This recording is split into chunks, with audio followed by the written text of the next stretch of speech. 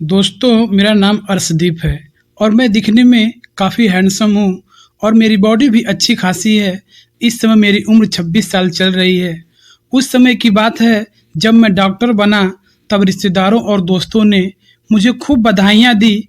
मेरी पहली पोस्टिंग एक देहाती गांव में हुई। यह बहुत पिछड़ा हुआ इलाका था। मेरे पिता ने कहा मुझसे, अगर तू कहे तो मेरा एक दोस्त अच्छी पोस्ट पर है, उससे बात करूं। ऐसे गांव में जाकर डॉक्टरी करना कहाँ का फ़ायदा है जहां बिजली भी नहीं है। मैंने साफ इनकार कर दिया। नहीं पिताजी, मैं नहीं चाहता कि सिफारिश के बल पर अपनी पोस्टिंग कहीं दूसरे शहर में कराकर खुद गर्ज बन जाऊं। सरकार ने मुझे उस गांव भेजा है तो मेरा फर्ज बनता है कि वहां जाकर गांव वालों की सेवा करूं। पिता बोले, ठीक है, जैसी तेरी मर्जी। वक्त का तकाजा तो यही है कि हाथ पैर मार कर ढंग की जगह ले लेता और ठाठ से डॉक्टरी करके रुपए कमाता। मैं नहीं माना। मेरी शादी 3 साल पहले सीमा नाम की लड़की से हुई थी। मैं उससे बोल दिया, मैं हर हफ्ते घर आया करूँगा। डार्लिंग, वहाँ गांव में तुम्हें ले जाकर मुसीबत में डालना मैंने ठीक नहीं समझता। मैंने अपनी बीवी को वादा किया कि मैं दिन में एक बार तुम्हें फ़ोन जरूर करूँगा। सीमा बोली, ठीक है, जैसा तुम ठीक समझो।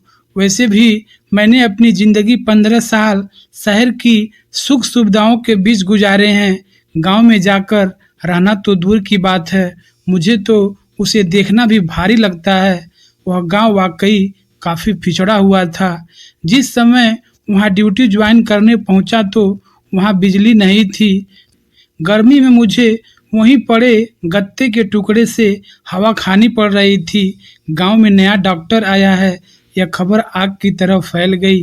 गांव वाले डिस्पेंसरी के इर्द गिर्द जमा होकर मेरी तरह ऐसे देख रहे थे जैसे मैं कोई अजूबा हूँ।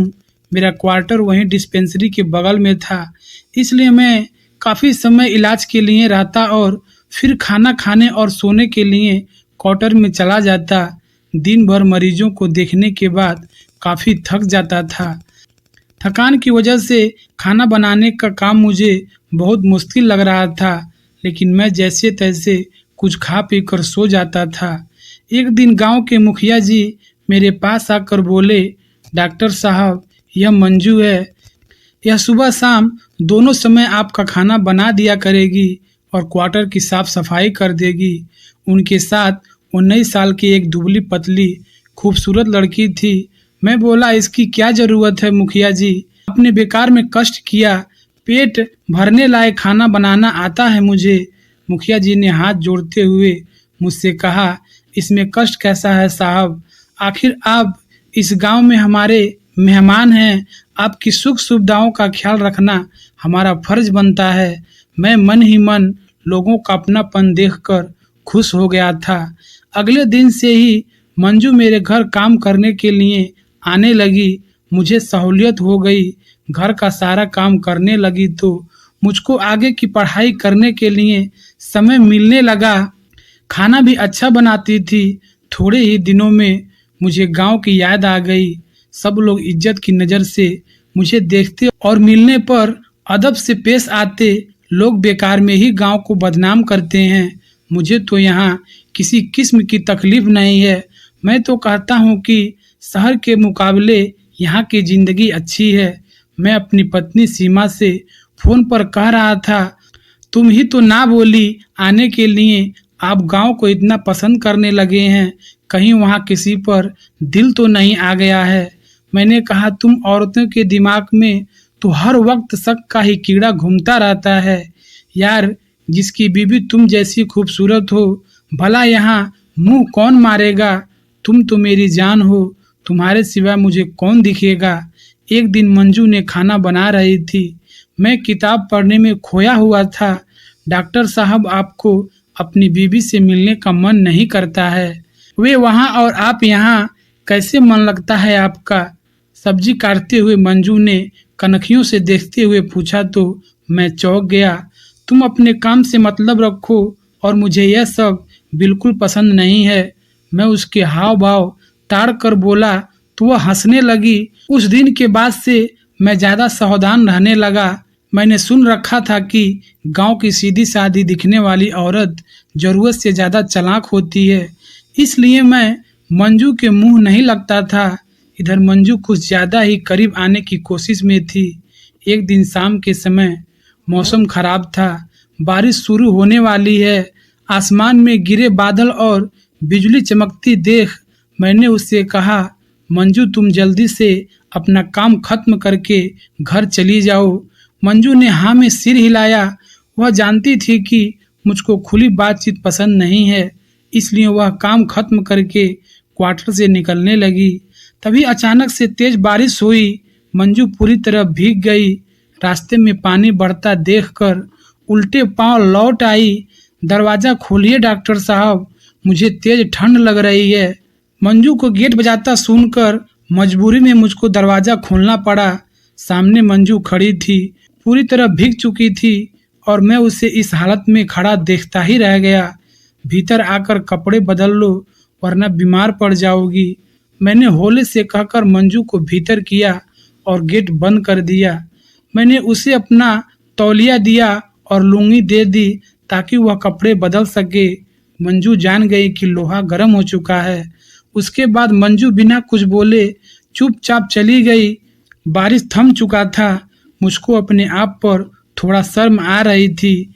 अगले दिन मंजू आई और ना कुछ बोली, ना मैं कुछ कहने का हिम्मत जुटा पाया। इस तरह 4 महीने निकल गए। एक दिन मंजू उल्टी करती हुई वॉश बेसिन की तरफ दौड़ी। मंजू बोली, मैं माँ बनने वाली हूँ। डॉक्टर साहब लगता है उस रोज की गई गलती हम पर भारी पड़ गई। गांव वालों को पता चलेगा तो वह मुझे आपको जिंदा नहीं छोड़ेंगे। तुम्हें बच्चा गिराना होगा। मैं नहीं चाहता कि कोई बखेड़ा खड़ा हो। मैं भी घबरा गया। मुझे गांव वालों का डर सताने लगा, साथ ही बदनामी और नई नौकरी जाने का खतरा भी पूरा था। मुखिया जी को हम दोनों के बीच हुए हादसे का पता चल गया तो बहुत गुस्से में थे। उन्हें लगता है कि तुमने मेरे साथ क्रिकेट खेलकर उनके विश्वास को तोड़ा है। मंजू ने जो दाव चला वो काम कर गया। मेरे और मंजू के बीच इस मामले को दबाने के लिए 3 लाख में सौदा तय हुआ और शर्त रखी गई कि मंजू कह देगी कि बच्चा किसी और का है, मेरा नहीं है। फिर किसी दिन शहर जाकर चुपचाप उसे गिरा देगी। मैं बहुत खुश था कि चलो सस्ते में पीछा छूट गया। 4 महीने की तनख्वाह देकर बदनामी से तो बच गए। एक हादसा समझकर इस घटना को भूल गया। एक रोज एक शख्स डिस्पेंसरी पे आया। उसने बताया कि मंजू बाज औरत है, किसी जन्मजात की वजह से कभी मां नहीं बन सकती। इस हकीकत का पता लगने पर उसके पति ने उसे छोड़ दिया। तब से वह झूठी कहानी बनाकर पैसे वालों को अपने जाल में फंसाने का नाखड़ा करती है। अब तक बात कईयों के साथ यह काम कर चुकी है। मैंने कहा, मुखिया ही तो उसे मेरे पास लाए थे और वो क्या कहते हैं। मैंने उससे पूछा तो वह हंसने लगा। उस आदमी ने बताया, आप बहुत भोले हो डॉक्टर साहब, कोई मुखिया नहीं है बल्कि एक नंबर का गुरु घंटाल है। मंजू उसी का मुहरा बनकर शिकार फंसाती है और फिर दोनों आधे आधे पैसे बांट लेते हैं। अब मेरा गांव से मोह माया भंग होने लगा था। बेईमानी और मक्कारी की हवा यहाँ तक पहुँच चुकी है। यह सब कुछ होने के बाद मेरी सारी गलतफहमी दूर हो गई। फिर मैंने ठान लिया कि जब तक गांव में रहूँगा तब तक किसी पर विश्वास नहीं करूँगा। तो दोस्तों, ये कहानी कैसी लगी कमेंट में ज़रूर बताना। वीडियो अच्छा लगा हो तो चैनल को सब्सक्राइब करके बेल आइकन को ऑन कर देना। धन्यवाद।